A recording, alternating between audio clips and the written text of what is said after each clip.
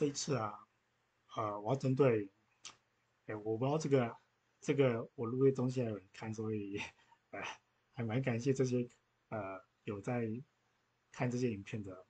虽然我做有些东西还是有些错，那刚好这个错有被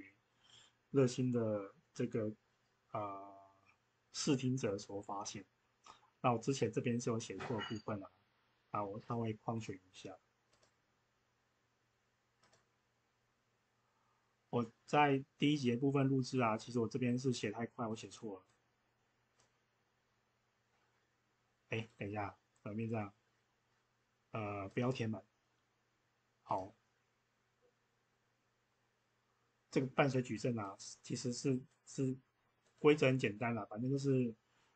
我算到哪个元素，然后去画个十字，那个十字的那个矩阵就是伴随矩阵，然后规则又一样，正负正，负正负正负正，世界就正负正负，负正负正，正负正负，负正负正，我这样的规则去看。那时候写太快了，我可能没有复制好，所以这边更正成这样，